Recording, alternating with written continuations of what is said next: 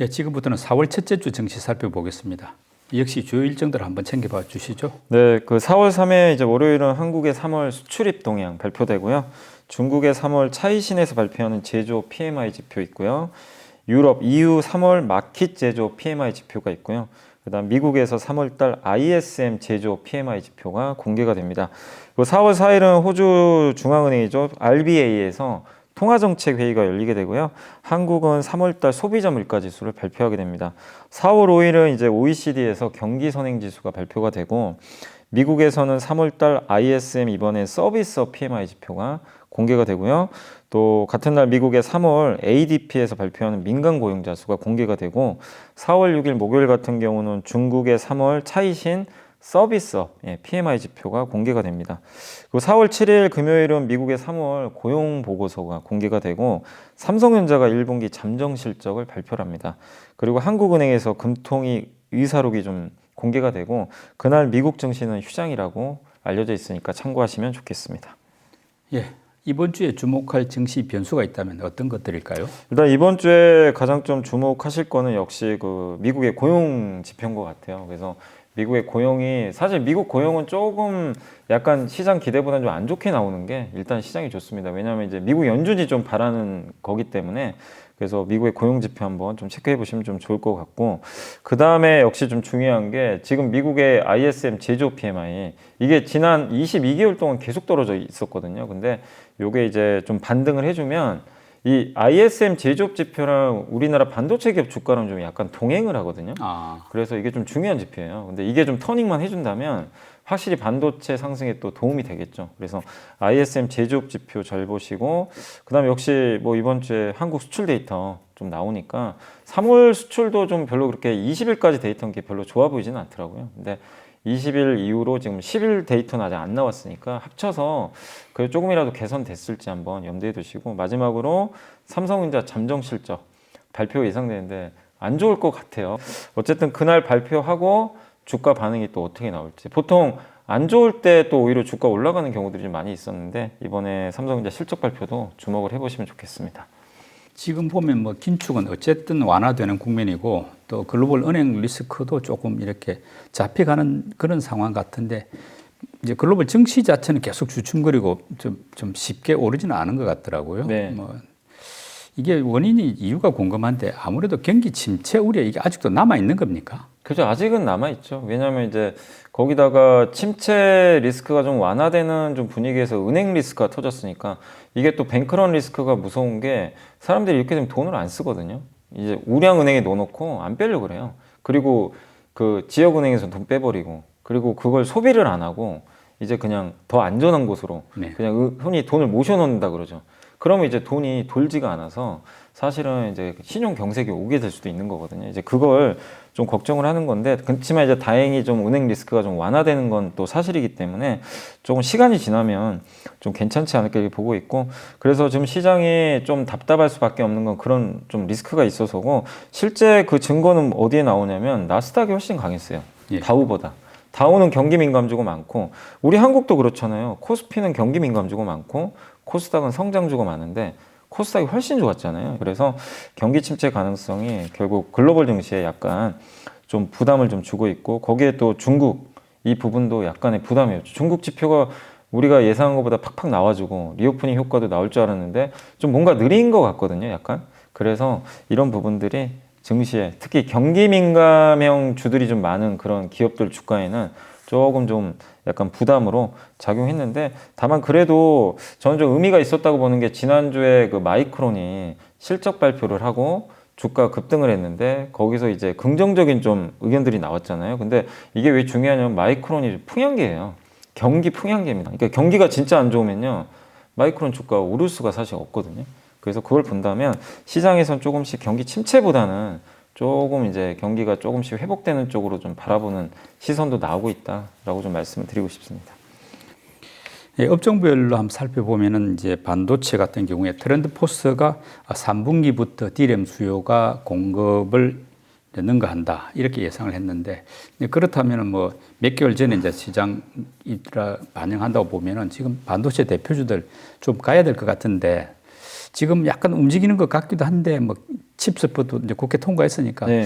앞으로는 조금 더 나아질까요? 트렌드포스가 사실은 올 연초에는 공급이 수요보다 더 많다고 했어요. 그래서 올해는 회복 어렵다 했는데 바뀝니다. 그 갑자기 이제 2월 달 들어서 뭐라고 했냐면 4분기에는 좀 수요가 더 늘 것 같다 공급보다. 예. 그래서 그걸 좀 언급을 했는데 또 바뀌었어요.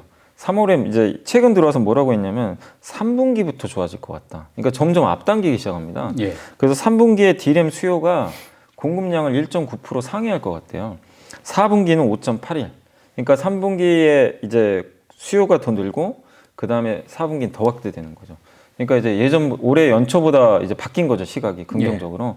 이렇게 보시면 되겠고, 그 이유는 공급 강소가 좀 계속 이어져서 지금 수요가 좋은 건 아니잖아요. 근데 공급이 더 줄어서 이번에 마이크론도 공급 더 줄인다고 추가 감산 이야기했죠. 그래서 아마 이제 그런 부분들도 긍정적으로 작용했고, 그리고 챗 GPT도 긍정적으로 보고 있는 것 같아요. 이 수요가 좀 있으니까 어느 정도 완충 역할을 해주지 않을까.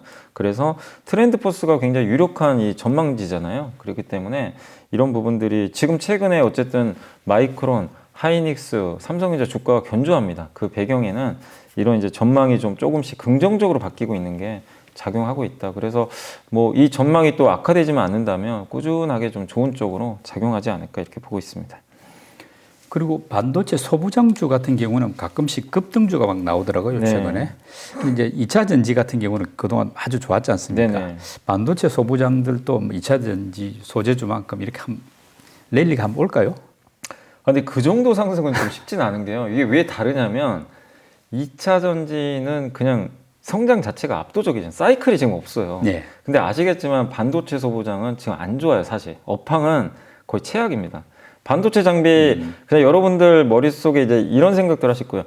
아니 지금 삼성도 투자 줄이니 많이 뭐 하이닉스 감산하니 많이 하는데 우리가 상식적으로 생각하면 아니 투자를 늘려야 이게 소부장이 좋은 거잖아요, 사실은. 예. 줄이고 실적 안 좋다는데 주가는 요새 좀 급등하거든요. 그러니까 괴리가 생기는데 어쨌든 업황이 좋은 건 아니거든요. 근데 이 반도체가 2차 전지만큼은 좀 어려운 게 사이클을 타기 때문에 그건 어쩔 수가 없어요. 예. 사이클이 없는 업종이 만약에 2차 전지 있다면 일부 기업들은 있어요. 뭐 이렇게 독점 회사들.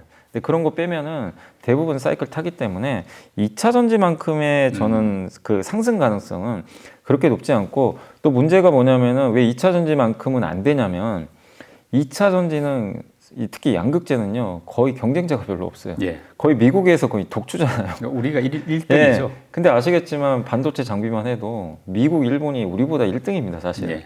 이제 거기서 이제 경쟁을 하기 때문에 그런 부분에서 할인 들어가요. 그러니까 예를 들면 그 반도체, 그러니까 2차 전지 소재가 뭐 PER이 40배, 50배면 이 반도체 뭐 장비나 소재는 20배가 안 되거든요. 그러니까 그 격차가 생긴 거죠. 근데 다만 장점은 또 분명해요.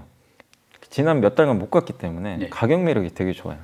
부담도 없고. 예. 그래서 뭐 정말 압도적인 상승은 안 나온다 하더라도 저는 어쨌든 이제 반도체 소부장도 이제 더 나쁠 건 없어졌잖아요. 그런 면에서 좋은 주가 흐름은 나오겠지만 너무 막 이렇게 2차 전지처럼 막 달리고 거기까지 생각하는 거는 조금 좀 너무 앞서 나간 것 같다. 예. 이렇게 말씀드리고 싶습니다. 2차 전지주는 뭐 올해 들어서 가장 많이 오른 분야인데 네. 지금 가격이 상당히 많이 오른 상황에서도 네. 또 별로 안 빠지고 잘 버티더라고요. 버팁니다. 예. 예. 그렇게 말하자면 조정이 잘 안 오고 버티는 어떤 네. 배경이 뭔가요?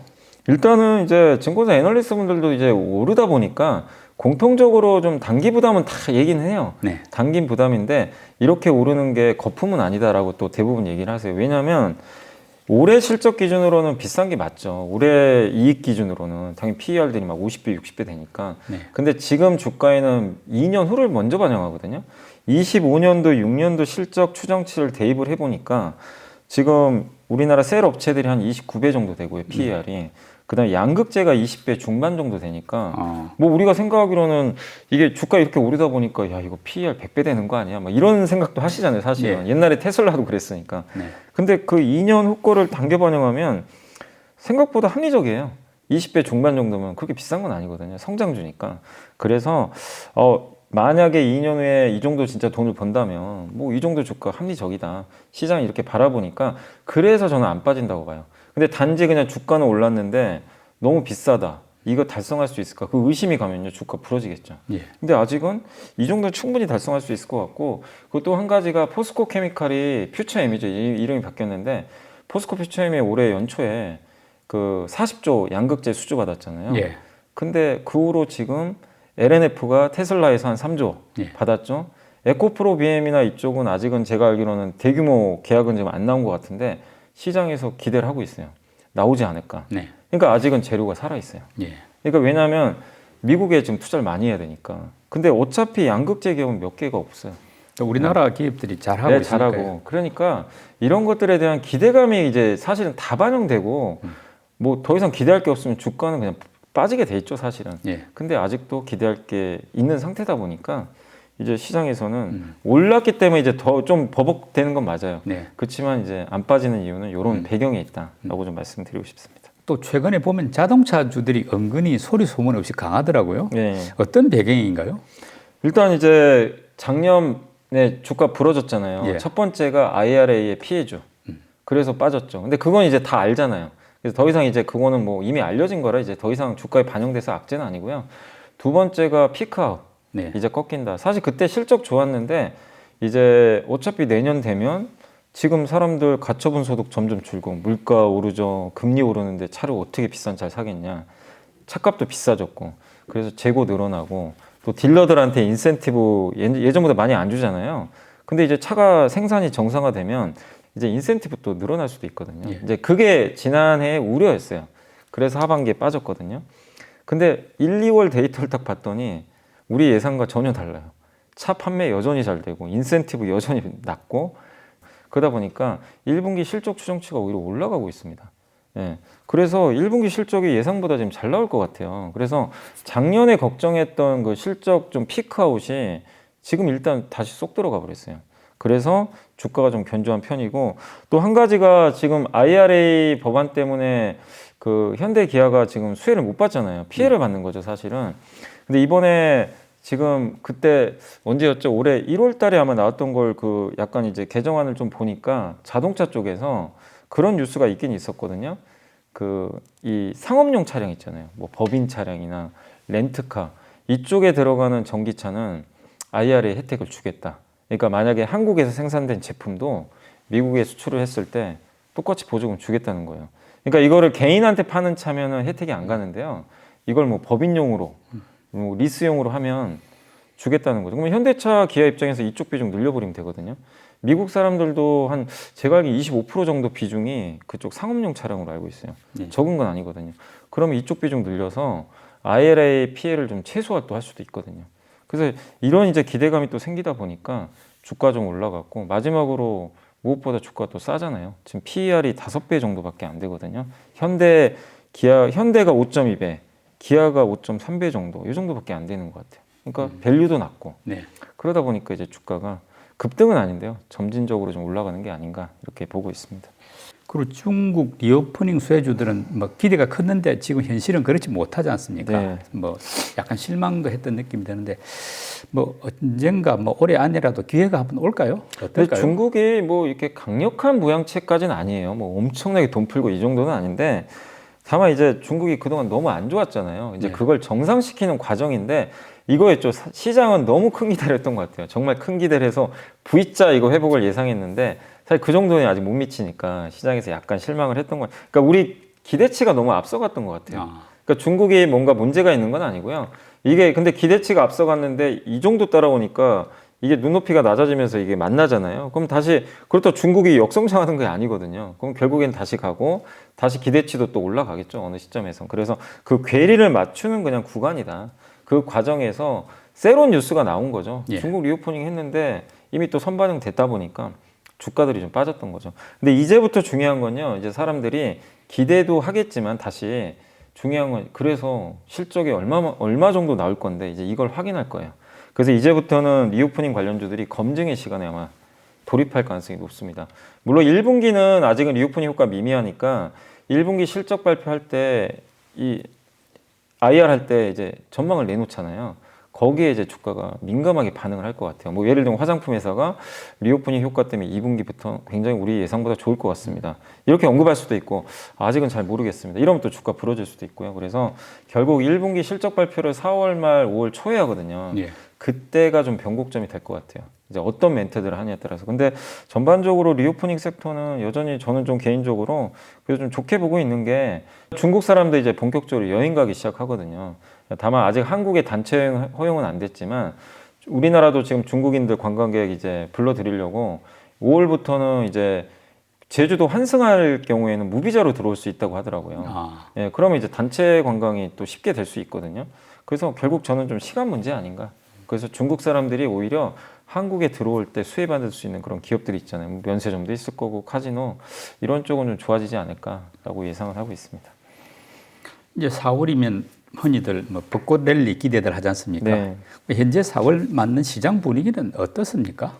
일단 이제 그 4월 같은 경우 좀 시장에 대해서는 좀 여전히 종목 장세. 네. 그리고 4월에는 크게 뭐 리스크가 있다고 보진 않는 것 같아요. 그러니까 은행만 뭔가 터지지 않으면 왜냐하면 4월은 또 FMC도 없어요. 예. 예, 그리고 5월이잖아요. 네. 그 공백 상태고 그리고 많은 분들이 4월에 발표되는 3월 물가 지수가 좀 많이 꺾이지 않을까 기대들을 좀 하시더라고요. 그렇게 되면 이제 정말 이제 긴축이 끝나간다라는 거에 또 확신을 줄 수 있다 보니까 4월 시장에 대해서는 전체적으로는 조금 긍정적인 시각들이 조금은 늘어나는데 예. 그렇지만 지수가 뭐 엄청 급등한다 이거보다도 전망들은 대부분 그냥 지금처럼 종목 장세. 예. 화려한 뭐 종목 장세 이쪽 갔다 뭐 저쪽 순환, 갔다 네. 순환매가 예. 이쪽 좋으면 또 이쪽으로 옮겨갔다가 그리고 개인 장세가 좀 계속 펼쳐지지 않을까 이렇게 보고 근데 이제 외국인들이 언제 들어올지는 사실 모르겠어요 아직은 근데 외국인이 들어오면 시장이 한번 바뀌어 버릴 수도 있어요 그러면 그때는 또 경기 민감주가 뭐 확 가겠죠 그래서 외국인들 수급과 개인 수급 간에서 아직까지는 좀 개인이 우세하다면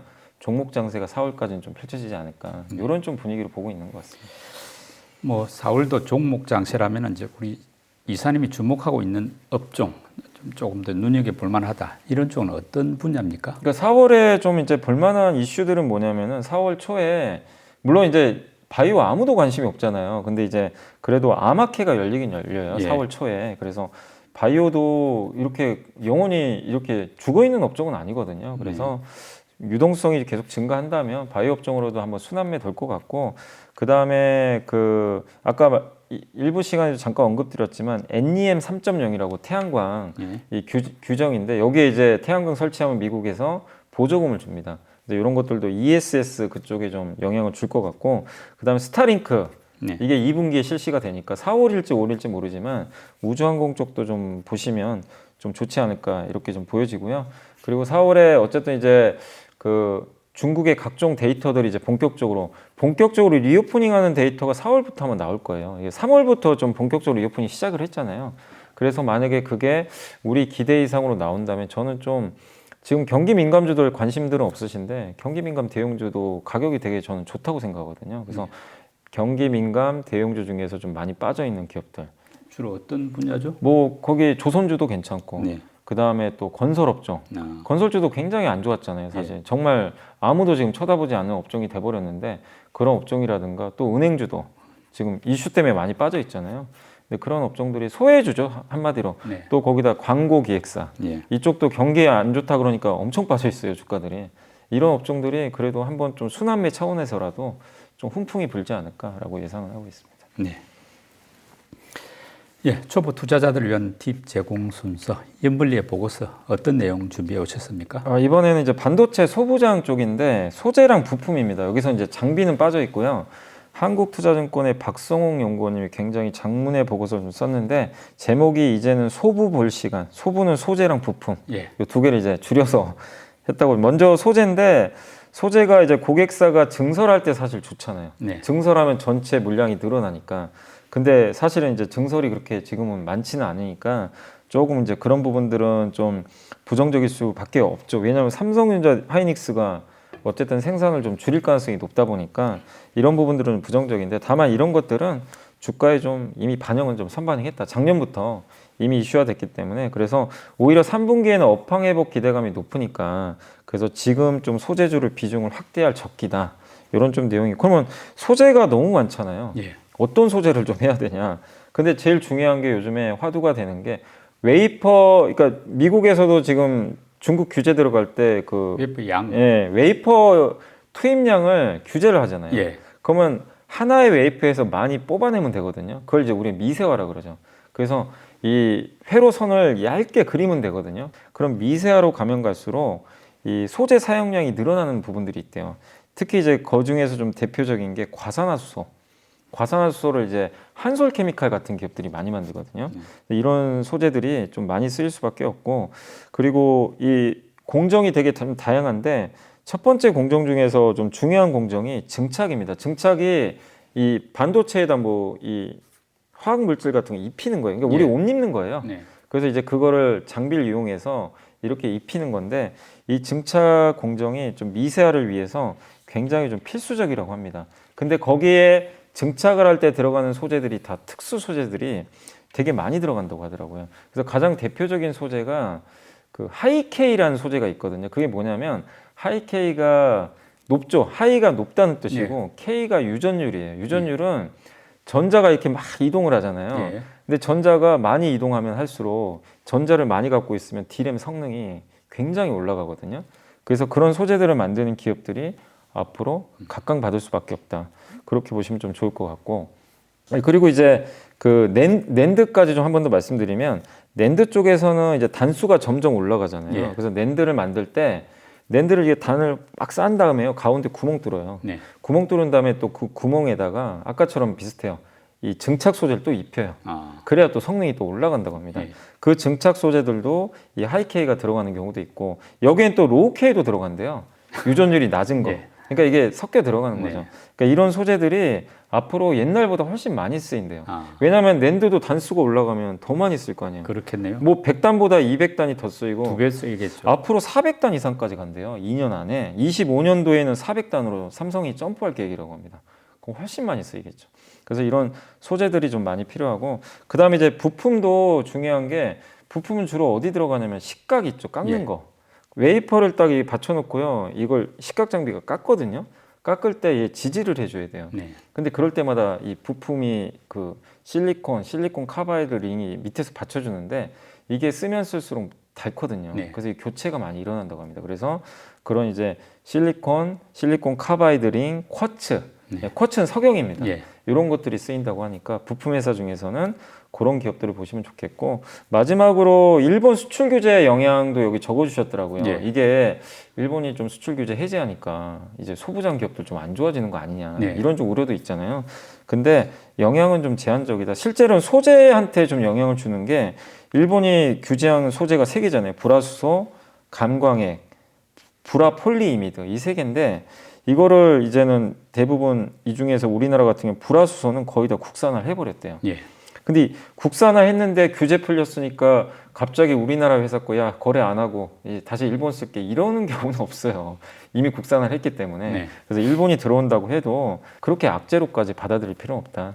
그런 내용이고, 그 마지막으로 이제 탑픽을 여기 꼽아주셨는데, 소재주 중에서 탑픽은 한솔케미칼 네. 꼽아줬고요. 그 다음에 차 선호주는 부품주에서 하나 머티리얼즈, 이렇게 두 개를 좀 긍정적으로 좀 꼽아주셨고, 관심 종목으로는 솔브레인, 원익 QNC, 레이크 머티리얼즈, 덕산 테코피아, 원익 머티리얼즈, 이런 기업들을 이제 관심 종목으로 꼽아주셨으니까 참고를 해주시면 좋을 것 같습니다. 예, 보고서 들을 때마다 느끼지만은 투자의 세계는 진짜 넓고 공부할 내용도 끝이 없다는 점 거듭 실감하게 됩니다. 4월에는 열심히들 공부하셔서 더 높은 투자 성과 거두시길 바랍니다. 연블리의 비밀 노트 오늘 순서 마칩니다. 연 이사님 수고 많이 하셨습니다. 네, 감사합니다.